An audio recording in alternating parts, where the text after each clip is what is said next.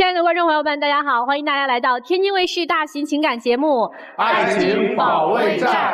那接下来呢，我们要认识一下今天强大的情感疗愈团成员，欢迎各位老师。大家好，我是于波红。爱情和婚姻如果出了问题，要多找方法，少找借口。大家好，我是天津泽鑫律师事务所王一水律师。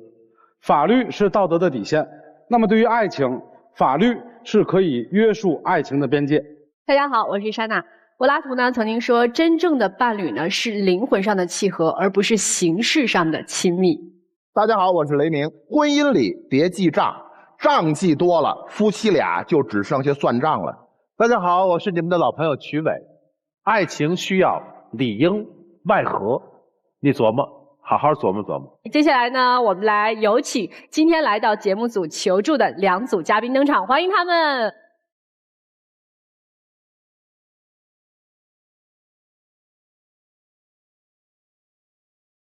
首先要疗愈的是本期第一对情感嘉宾严先生，52岁，来自辽宁；个体高女士，52岁，来自辽宁，销售。他们究竟遇到了怎样的情感困惑？你和他现在是什么关系？虽然我们离了，但是他在我心里还像家人一样。这么多年他在外面，有事我们就联系，没事就不联系。他在我的心里始终是我的老婆，无论是在工作还是生活当中，我都会接受他的建议。他的心里应该有我。你今天来想解决什么问题？就想把我的心结给打开，给我一个真实的说法，就不要再欺骗我了。无论事实如何，我都能接受。只要打开了我的心结，就能复婚。我一直都在配合他，这么多年来对我的猜疑已经严重影响到我的身心健康了。我真的希望回到以前甜蜜的日子，希望大家帮我解开他的心结。我大概听出来了，今天女生其实来就是打开心结的。哦，您不是来复婚的是吗？我还在考虑中，因为我这个心结一直打不开。如果打开了，您就会考虑复婚是吗？我考虑一下。哦，哎，那男士，我先问您一下，就是您今天来的目的是？我的目的也是配合他，为了打开这心结。这个心结要打开了，您是打算复婚吗？是的。好，咱们往回倒吧，就是造成你们夫妻二人最后决定离婚的这个事儿，到底是什么事儿？咱们一件一件说，好不好？当初我俩吧是经人介绍，互相都挺有好感的，我们也可以说是闪婚吧。1个月后就领结婚证了。领完结婚证以后，也是有了孩子。夫妻感情一直是很好的，很和谐的。在我怀老二的时候，接到一个女生的电话，她没等我说话，对方直接就提名道姓要找她。然后我说你是哪位呀？她说我打错了。是接起来电话就喊她名儿了是吗？对，还没等我歪的时候，因为当天是我的手机有问题，我俩把电话给换过来了，我暂时拿她的电话用一下。在这时候，我大姑姐正好给我打电话，问我干啥呢？我说我正在生气，把这事情说给她了。她一听也是，她就给电话打过去，就告诉她，她现在已经有2个孩子了，你不要再给她打电话了。无论你们什么事情，以后不要再打电话了。这个事情，等她回来以后，我就给她生气。她一直说是别人打错了，那我说打错，为什么还能知道你的姓名呢？她解释的我就听着很牵强，我就跟她生气，生了一段时间也不能长期生下去呀。后来我发现这是一个网友，然后我就说把这个名字给我拉黑吧。你怎么知道打电话的那个人是个网友呢？因为我从这件事情我已经开始注意到他了。有一次他上厕所，他电脑弹出一条信息，我看到了，然后我就给对方聊天套出来，他是一个吉林的一个大学生。那你怎么就知道这个女生是那天打电话的那个人呢？我还不确定，但是我感觉是。不是一个人，这朋友。不是一个人，那就是2个人。那打电话那个女生是谁呀？那也是一个朋友。什么类型的朋友？同事还是？不，就是普通的朋友。怎么认识的呢？网上认识的吧。也是聊天认识的网友哈。好，那个人当时打电话就叫了您的名字，然后一听到您的妻子接电话就把电话挂了。您没有跟妻子解释，就是他找您有什么事儿啊？为什么要挂电话呀？我跟他解释了。因为解释的越多，他这个思想就那您觉得钻牛角尖吧？那您觉得这事儿他合理吗？我觉得他这个怀疑不合理。哎，这样，先生，这件事儿想必您解释很久了，对吧？和他，我们是第一次听到，就是我们也有不太明白，您给我们解释解释。为什么一个自己的朋友打电话找你，发现是一个女生接的，就是说打错了？给我们解释解释。对，因为这个大家都理解，人家也是怕他多想。那这个女生她肯定很了解您啊，对吧？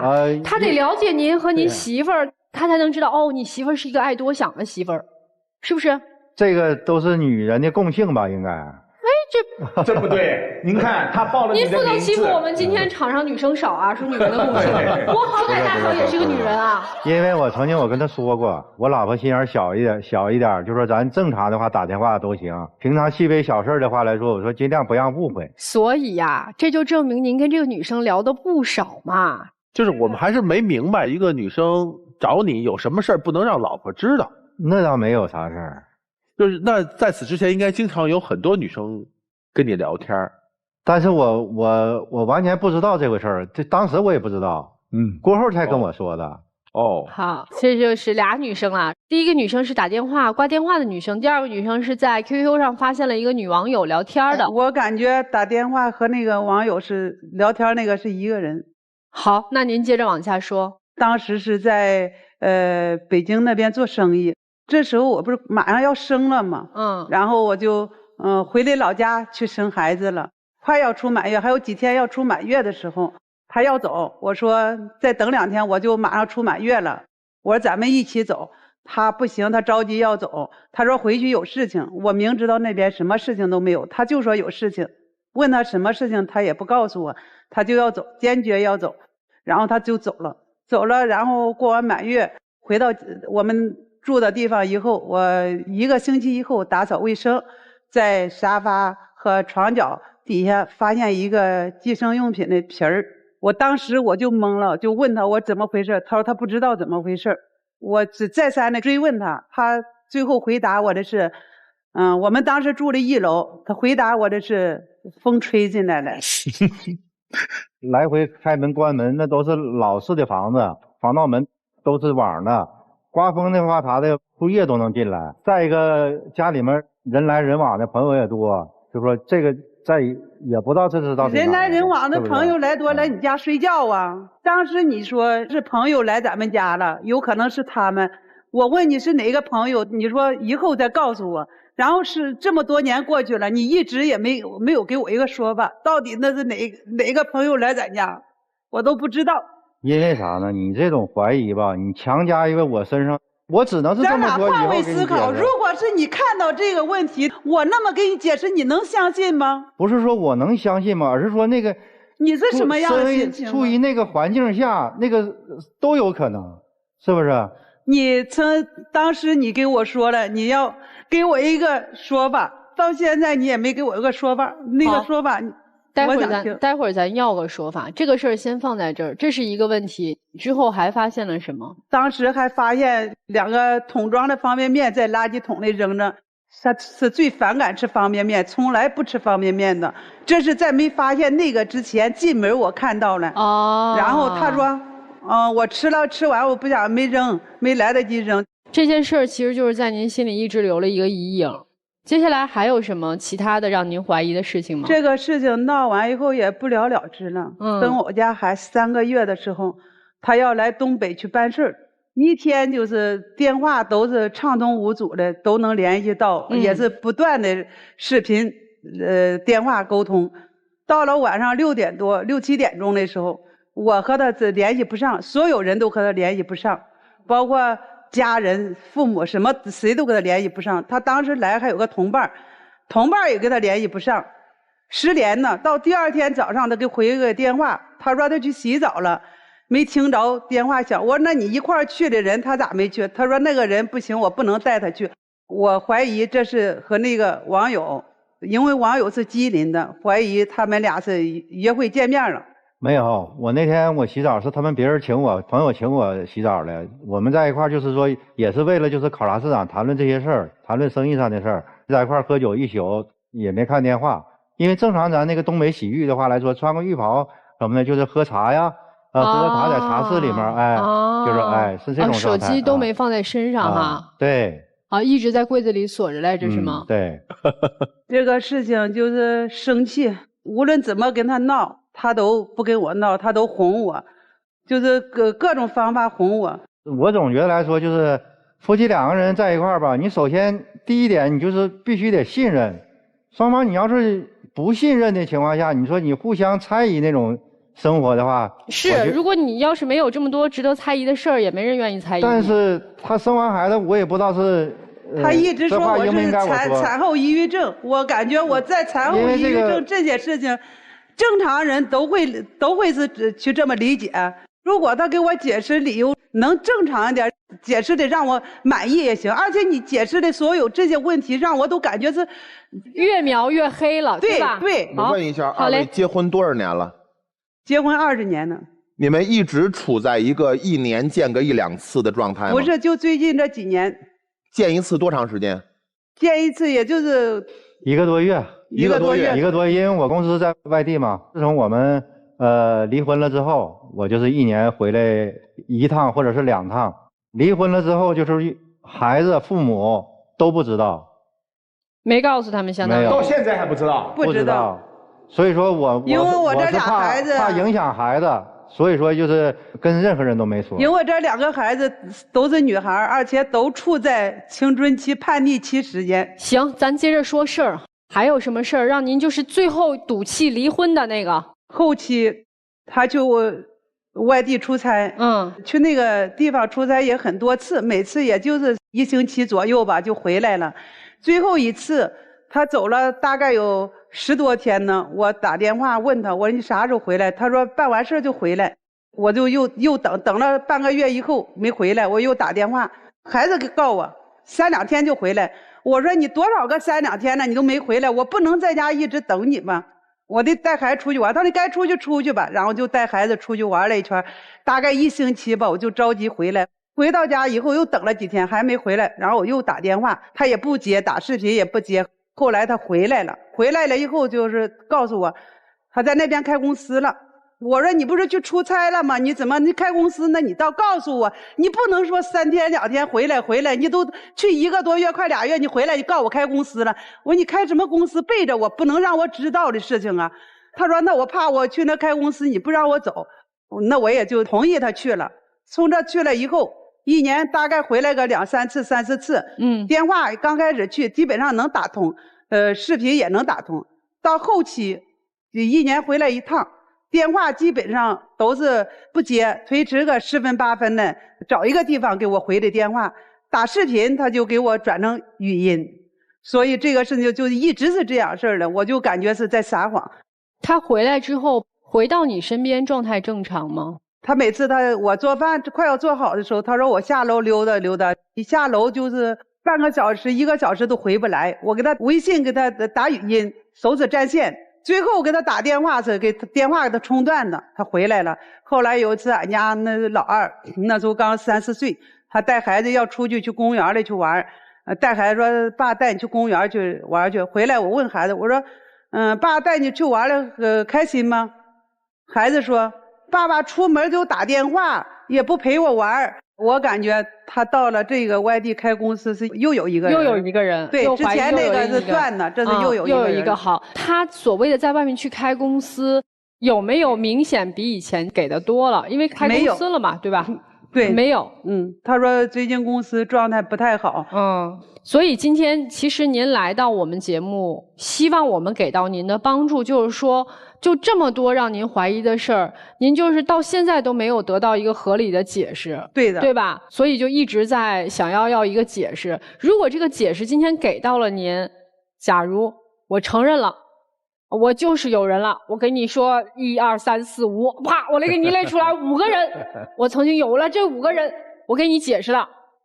那怎么着？就是你还能跟我复合吗？我可以接受。您也会选择原谅？对，就是只要如果说他真的没有，您会认为他又是在隐瞒吗？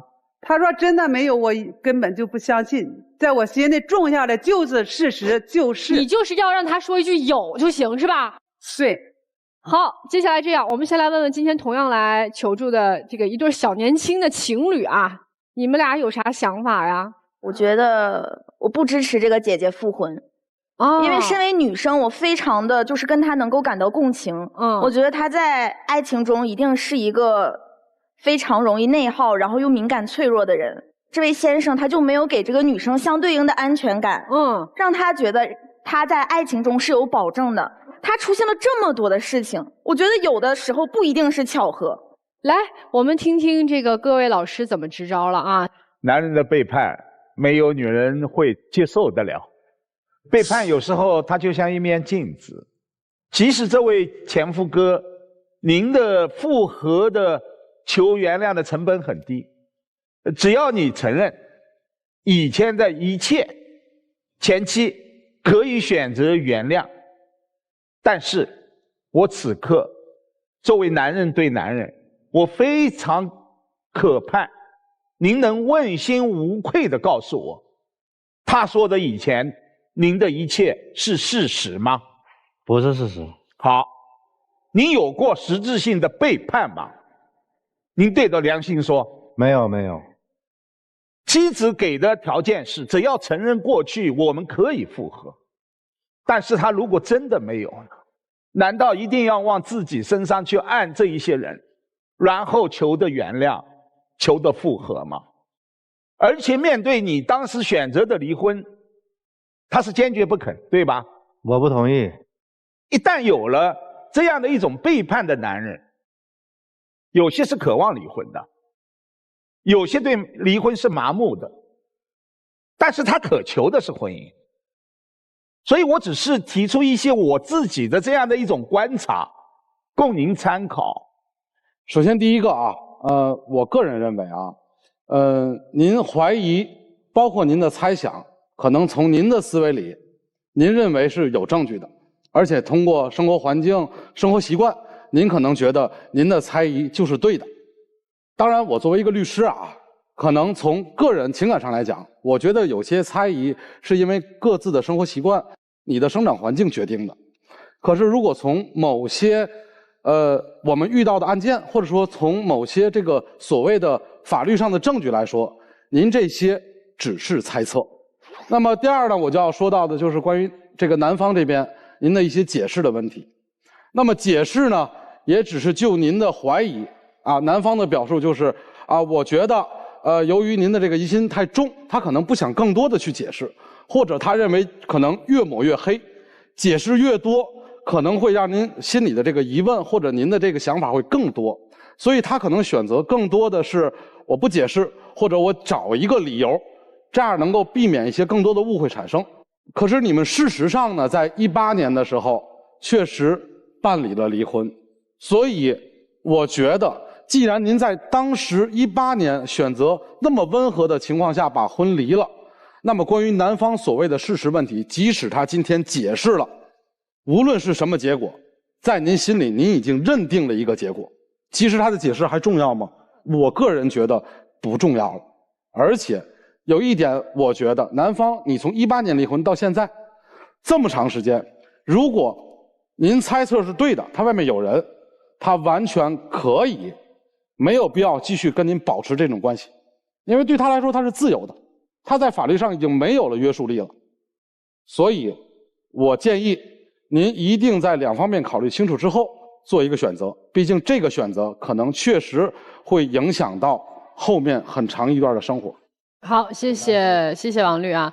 大家如果呢想更加了解我们王一水律师，现在有一个特别简单的办法，就是大家可以去我们的微信公众号搜索泽鑫律师事务所的公众号，并且回复爱情保卫战这5个字儿，大家就有机会免费获得一次法律咨询的机会。高女士，您现在有什么资格再去追问这个男人曾经的那些事情到底是什么原因？我没有资格，只是说他想找我复婚，这是我的要求。所以你现在把这个当成了一个复婚的方式。如果你解释清楚了，我们就复婚；如果你解释不清楚，我们就不复婚。所以你其实一直在自己骗自己。什么叫真相？我们很多的女人就一直在这个问题上纠结、纠结再纠结，内耗、内耗再内耗。我们一定要一个什么啊？婚姻当中的真相。什么叫真相？真相是你愿意相信的，那个叫做真相，而不是事实真的是什么。你内心现在的真相是，你既害怕这件事情是你想的那样，但是你又不得不去这么想，因为你觉得作为一个正常的女人，这些事儿全都摆在这儿呢，谁会觉得是大风刮来的呀？只不过你现在内心不平衡的是，这个男人凭什么把我当傻子？这么多年不给我一个合理的解释，可是这个时候你再要这些解释还有必要吗？没有任何的必要了。这不是在浪费时间、浪费生命吗？你现在老大已经上大学了，老二马上也即将上大学，你的人生自由啦，剩下全是大好的时光，你想干嘛干嘛？你为什么要在一个男人身上去纠结过去曾经那些不确认的事实呢？你内耗完了之后得到了什么结果？得不到任何的结果。你放心，这个男人打死他不会承认的。所以从现在开始，我的建议是不要再纠结这件事情的真相，你就相信自己内心坚信的那个真相即可，然后经营好自己。这时候我就有一个奇怪了，严大哥，您为什么要复婚？您跟我讲讲。我是想给孩子一个完整的家。首先是这样啊，您的大女儿19了，您复不复婚影响她成长吗？她19岁，她在大学里面，她今年大2，她已经可以堂而皇之谈恋爱了。您二女儿14了，影响她成长吗？你们二位要是不复婚，这事儿根本闹不到台面上，因为家里8大姑7大姨、亲爹亲妈，没人知道你们已经离了。您现在闹出来，倒有可能伤害她。这事儿逻辑上聊不通，所以这样啊，我问您一件事儿吧，高大姐。离婚5年了，他对岳父怎么样？他对岳母怎么样？前岳父、前岳母，他。因为我没有父母了。有兄弟姐妹吗？兄弟姐妹都在广州、深圳，离我特别远。离您特别远，所以有所来无所去。所以如果不复婚，您在这个世界上其实孤零零的，没错吧？所以谁更需要复婚？您还纠结这答案吗？他就不承认，那我还得考虑。哦，您还得考虑是吧？对，你们各有一个问题没有想清楚。这位大姐啊，你从心里是依靠他的，你心里是庆幸他没有承认的。他说没有，你才能给自己坚持跟他生活在一起的一个理由。你要的其实是他的一份可以让你再次信任他的动力。你至少先承认错吧，然后才能有相信，你给自己一个台阶，我能相信你的理由。你给我呀，我求你了，你给我呀。但他就是不给你，但是你心里还有一份期待，就是他真的是没有发生那些事儿，对吗？他的这种坚持，你有自己还有个信念，你是一个纠结状态，你很重感情，重到没有了自己，重到没有了让他承受认错之后那个代价，他承受不得，不敢。你没有原则了。你到现在你还说你告诉我咱就能复婚，你没有原则了，你是迷失自己了。所以此时此刻我们不谈复婚的事儿，我们先找回自己，要独立。我告诉你，越这么求他越不会承认，你只有越强，让他有一天感受到他真的失去你了，那会儿他才有可能说，哎，掏心掏肺，真真正正的回归。严先生，怎么重建信任？就是你得做出让他能够信任的事情，你得让他能够经过验证之后觉得，哦，这是合理的这样的事情。我们不说以前了，因为以前你只需要低一个头说你做的错了就行了，但往后就不要有类似的事情发生了。你要真想让他信任，不在一起的那11个月，你得多打电话，你得多让他信任，对吗？了解你的行踪。如果你这些你听不进去，你趁早给大姐一个机会让她走出去，别再回来了。我们做到这儿有良心就好了。接下来您二位坐在那个地方好好想一想老师们刚才说的话，我们跟第2组嘉宾交换一下位置。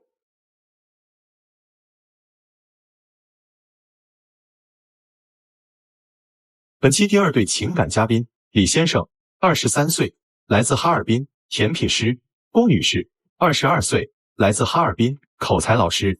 那么他们又遇到了怎样的情感困惑？给你们的感情打个分吧。肯定不低于90分啊。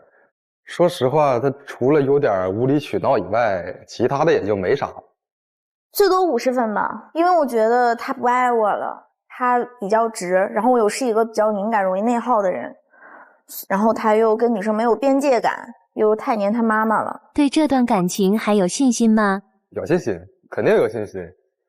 毕竟我们之间都是一些鸡毛蒜皮的小事儿，只要他不这么脆弱、敏感、玻璃心，我们肯定能走下去。我完全没有信心了，因为我感觉我们的性格不合适，这么不同频，我们还能走下去吗？好，2个人对于这段感情是否有信心啊？答案不太一样哈。先问一下，你们2个人谈恋爱多长时间啦？我们谈恋爱快1年了。俩人咋认识的呀？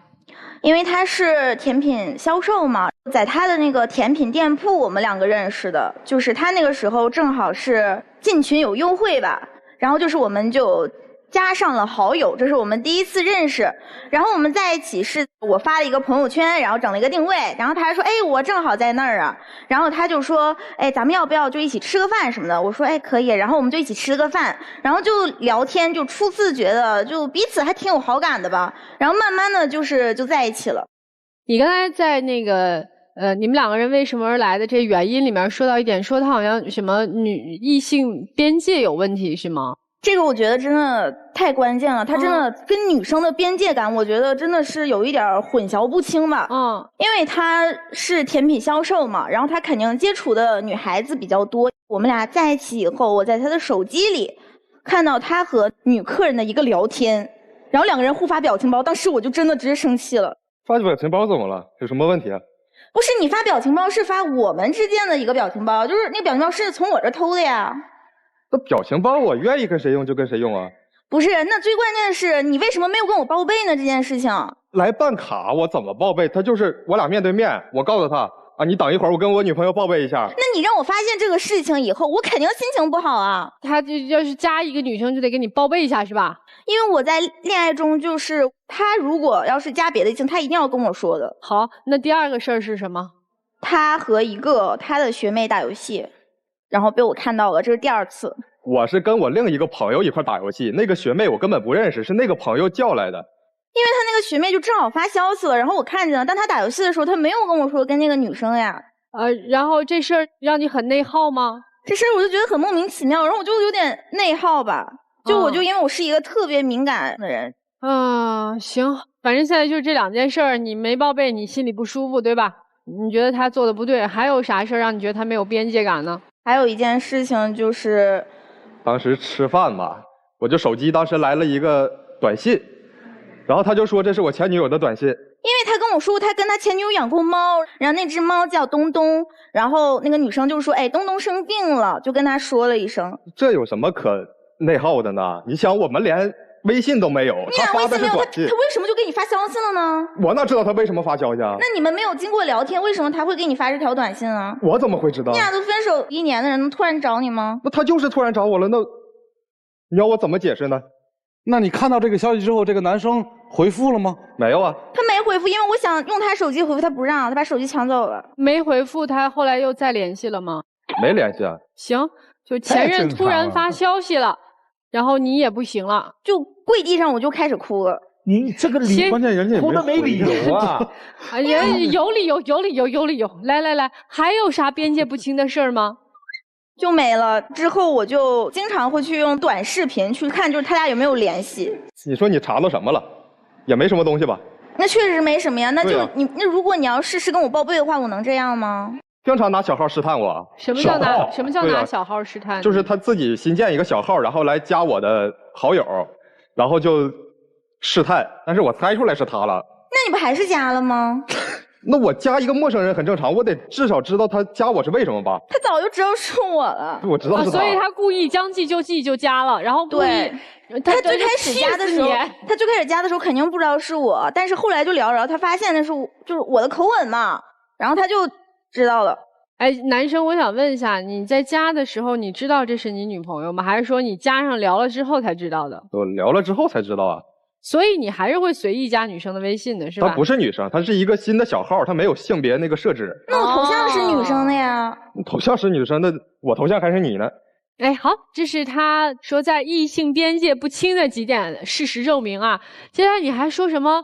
你觉得他是妈宝男？他怎么就是妈宝男了？我觉得也不是妈宝男吧，就是跟他妈妈就有一点就太黏他妈妈了。你刚才里面有一句话我印象特别深，说他怎么居然能把他妈妈看得比我还重要？就是我们约会的时候，我们吃饭到一半，然后他妈妈就给他打电话，就叫他回去。当时我妈电话里跟我说，她有点难受，她想让我回去看看怎么回事，那我不应该回去吗？那你就把我直接撂大道上了呀！你不应该给我送到公交站或者地铁站，或者给我叫个车吗？我妈生病了，她难受。我理解你妈妈生病，我当时我也表示了，我说我真的就是也挺替你难受，我希望你会回的。那你也不能直接把我撂在那儿吧？我都哭笑不得了，我这个有儿子的妈，我听不得这个，这些都不重要，但重要的就是他。就可以表个态，比如说他给我叫个车呀，然后给我就送到公交站，因为都很晚了，然后我就希望他能够就是有一种这种表态吧。行，你觉得这个事儿他做的不妥，还有啥事儿？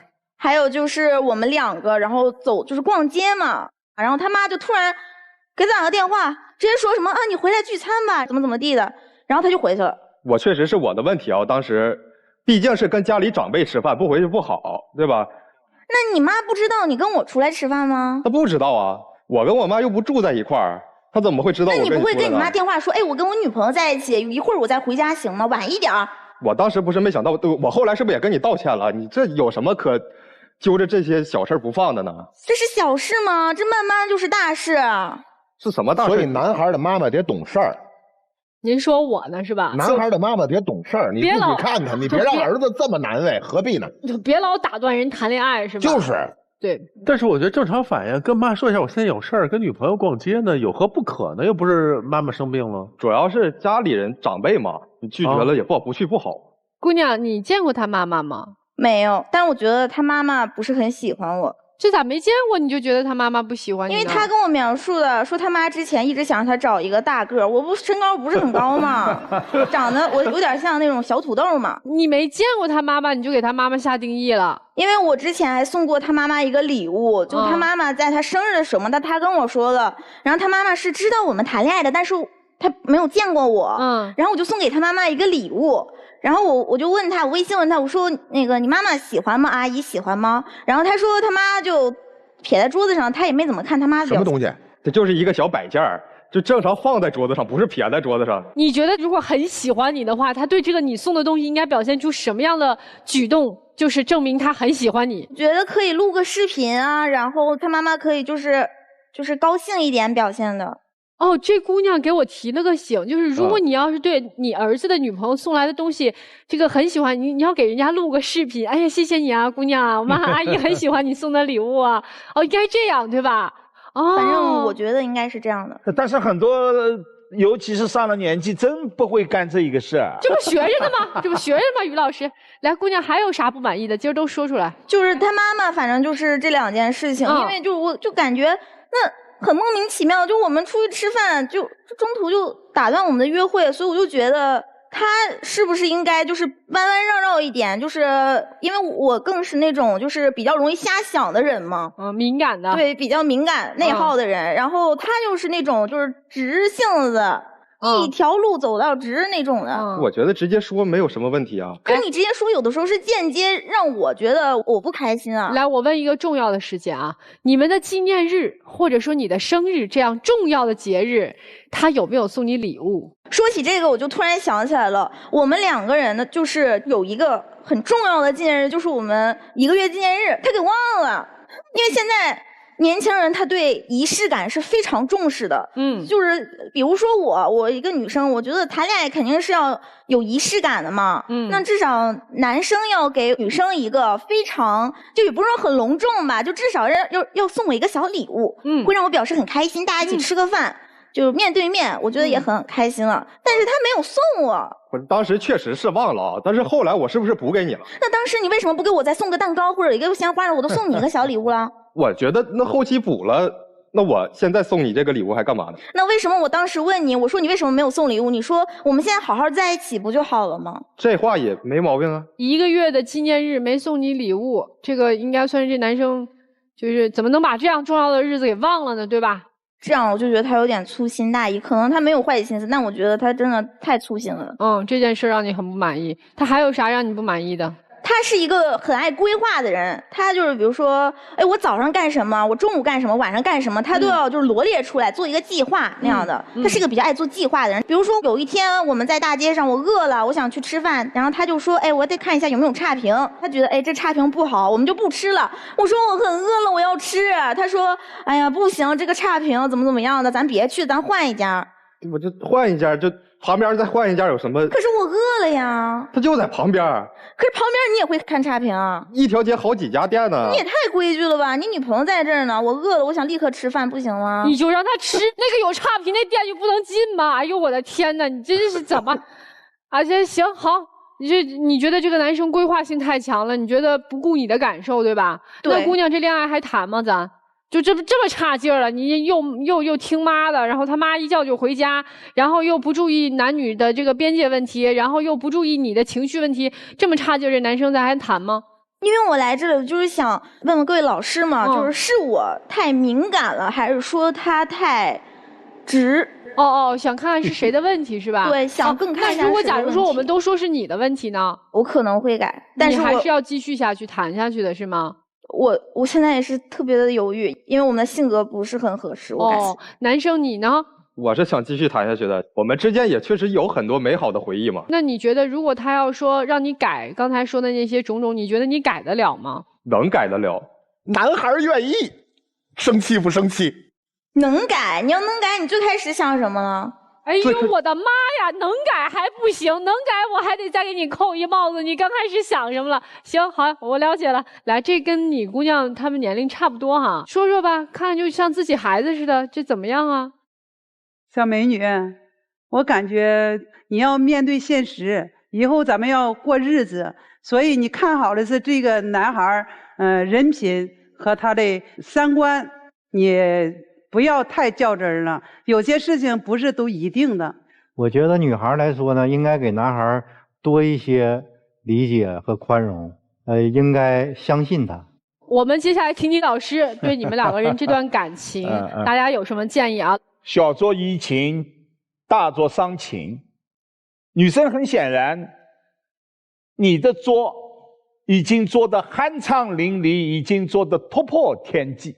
男生，你真的在谈这一段恋情的时候感觉到不累吗？还好吧，主要我觉得这些都是一些鸡毛蒜皮的小事儿嘛。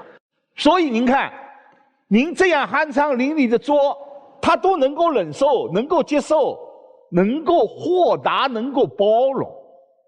您想，他和学妹打个游戏要报备，和女客人加个微信要报备。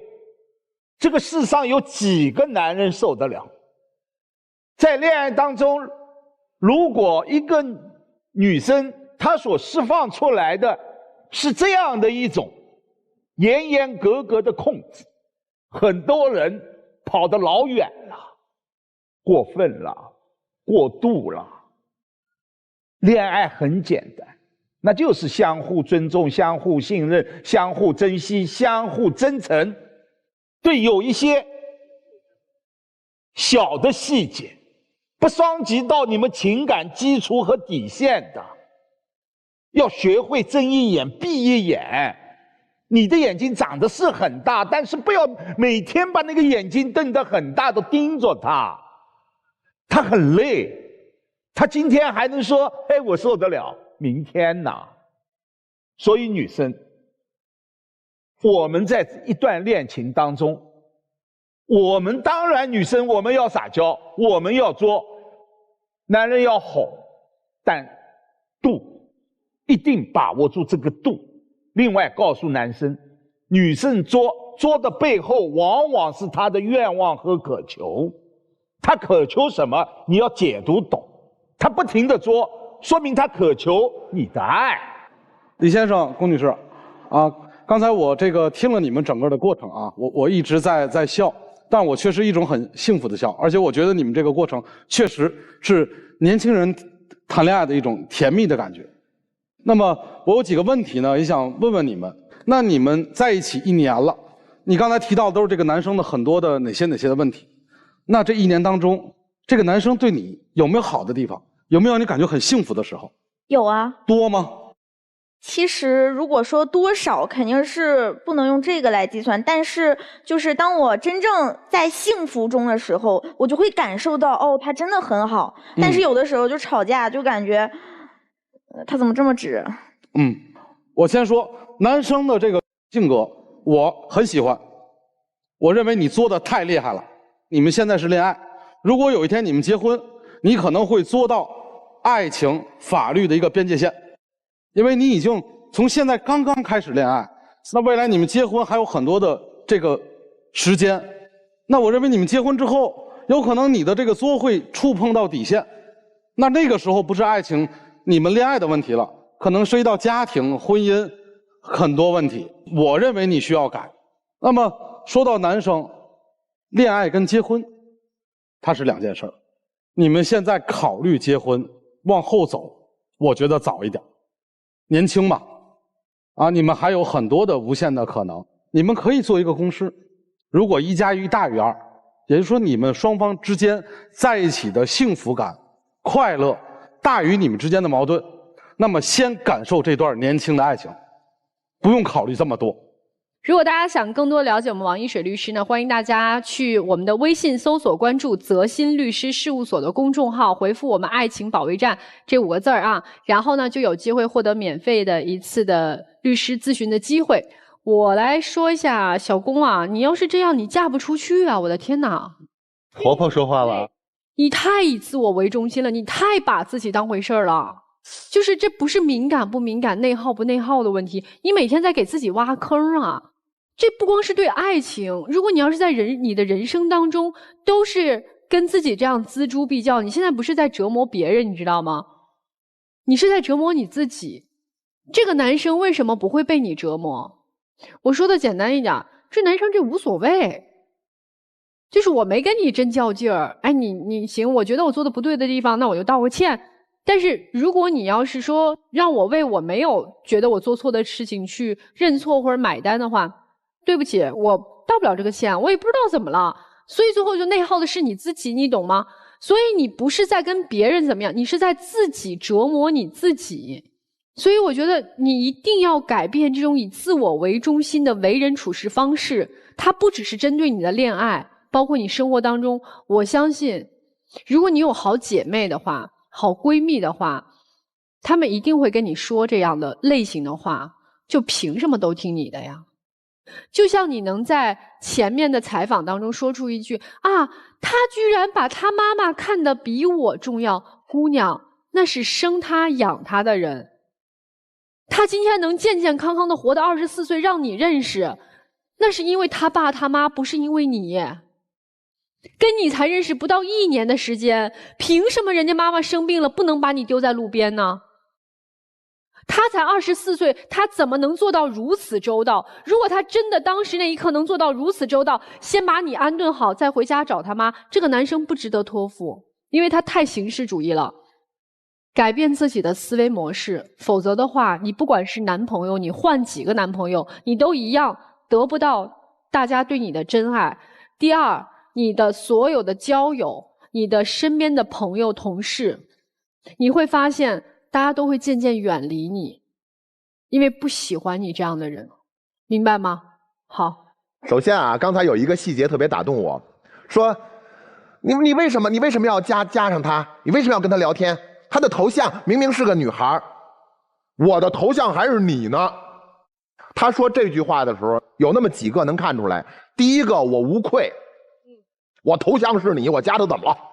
我还是一女孩头像呢，对不对？我无愧。第二个，我不怕，你作你的，我敢还嘴，我还嘴还得有理有据有节。第三个，他头像真是你啊？他头像是一个就是看不见我头发戴帽子的一个背影啊，也就是头像真的是你是吧？录了半个就半边吧，就看不出来。你觉得他把你当回事吗？我觉得挺当回事吧。那就行了嘛。而且他不跟你急，你发现了吗？我把你当回事，我还不跟你急，我头像还是你呢，是不是这意思？哦，虽然头像是我要求他改。哎，所以不满归不满，恋爱该谈谈。最好他的头像应该是你调过来，最好是你调过来看得见正脸儿，然后上面一行小字：我是他女朋友。瞎看你小心哦，最好是这样是吧？要这样吗？那肯定不是这样呀。哦，那就行了，挺好的。但是关键跟你说一下什么呢？在接下来谈恋爱的过程当中，不要有过多的对他妈妈的不满，要多问一下，就是他妈妈喜欢什么，平时呢做好自己该做的就行了。谈恋爱也挺好，感觉也不错，但为什么老有这种问题出现呢？你们两个人都要想一个问题，就是成长。我们不能永远谈恋爱，对不对？我们不能永远的让对方照顾自己所有的情绪，有些情绪是需要克制的。女生之所以内耗自己，是核心的问题是什么？你不接纳你自己，你不够自信，所以你很敏感。他妈妈那么放我的礼物，他妈妈喜欢个高的，他现在不能满足我饿的这个需求，就是不在乎我的感受，所以总是在很敏感的捕捉这些信息。你要适当的钝感，因为钝感的人能交到好多朋友，因为觉得很大气，很有度量。但你把所有的精力都放在别人的表达、别人的细节当中时，你在哪里？你自己那些时间精力就没有照看自己了。和自己和解吧，姑娘，你挺优秀的，挺漂亮的，对不对？要自信起来。你是口才老师是吧？是的。有时间有精力啊，多花在咱的业务上，多让自己成长。你很强，人家叫你老师。男生呢，挺好的，状态很好，但有时候你可能会莫名其妙的会被他所困扰，那是因为你不够理解。这个女生缺什么？你告诉我。她比较缺乏安全感。为什么？可能因为跟她之前的一些经历有关吧。好，多去了解这个女生。有时候你并不无辜，你没有做错，但你一味的满足她，只能让她从需求转化成了欲望。需求是什么？需求是我满足了这个需求就消失了，但欲望是什么？你越满足它越无止境。有时候需要让他克制，有时候你需要去告诉他这你错了啊，你不要过度的如此。你们俩挺好的啊，就是共同成长吧啊。那接下来的时间呢，就请我们两组嘉宾各自回到我们的门后边，思考一下待会儿是否要牵手走出来啊。我觉得你俩出来要有一个条件，对于男生来说，如果你愿意认真的去反思一下自己在有一些问题上是否做错了，我们不纠结真相，就是你有一个我是做错了的这样的一个概念的话，你想明白了这件事儿，您就出来。如果你始终的就觉得我没觉得我错，我觉得这两件事跟我都没关系，我不是我的问题，那您就不出来。女士的出来的条件是，如果你今天选择我不再纠结这件事情的真相了，你就出来。如果你还继续纠结，就别出来。好，来，请回到门后。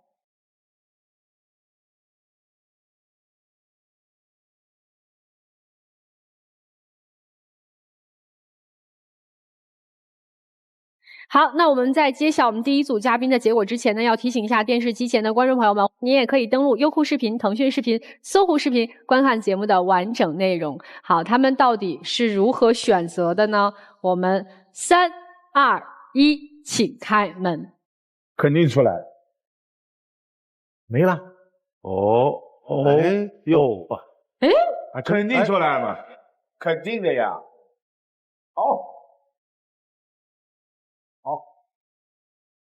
我还挺意外的。我先问问男士啊，您刚才不是一直觉得您没错吗？我认个错，应该。不，您别稀里糊涂认错。您觉得是哪儿有问题啊？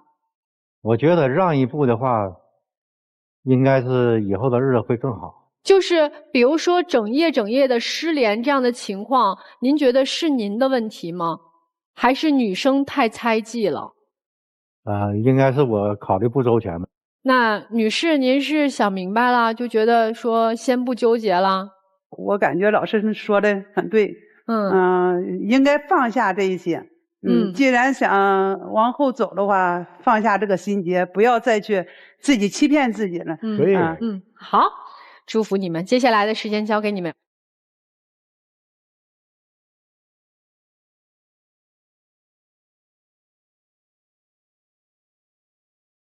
其实通过这一个拥抱，看到了很多问题的真相。谁离不开谁，一目了然。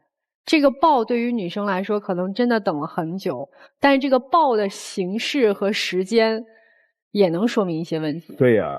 对，所以已经到这儿了，我们就不说了，剩下的就是祝福。不管你们何去何从，关系怎么样，你们都永远是孩子的爸爸和妈妈，都永远是家人。祝福你们，谢谢。谢谢老师，好，再见。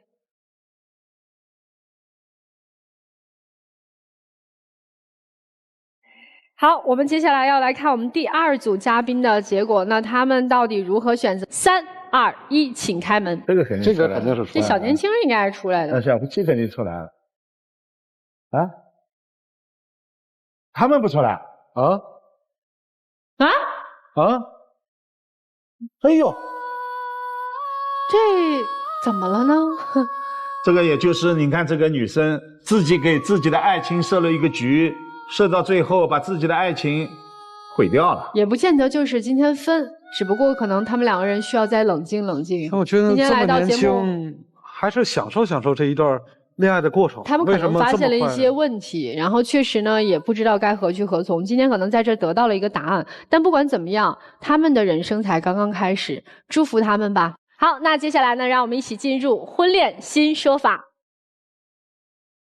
来自抖音的网友的提问：我父母早年离异，父亲和阿姨在一起10年，期间我父亲买房写2人的名字，存款也在阿姨名下。如果我父亲想要分手，还能把房子和钱又回来吗？关于这位网友提的问题呢，主要涉及到的是房子的问题和资金钱财归属的问题。由于这个父亲和阿姨并没有登记结婚，那么他们只是共同生活。父亲呢，将房子写到了双方2个人的名下。那么关于这套房产，如果说双方分手不再共同生活，根据我国民法典303条和358条的规定，房屋不动产在他们没有婚姻关系的时候，如果登记在了双方名下，那么房屋的所有权应当是双方所有。如果说这个房子完全是由其父亲出资购买的，那么如果其份额一部分交给了阿姨，那么这套房子呢，应当是他父亲赠与给了阿姨一定的份额。不动产的赠与一经登记之后，房屋呢所有权部分的份额已经转移了，那么这套房屋在阿姨跟他父亲不再共同生活的时候呢，这套房屋的阿姨的份额是没有办法再拿回来的。那么关于共同生活期间所产生的这些存款，如果说他父亲根据自己的这个共同生活期间的劳动所得和相应的报酬有相关的证据能够证明转到了这个阿姨名下，那这一部分未来应当返还给他的父亲。好了，这就是我们这一期的爱情保卫战，我们下期再见。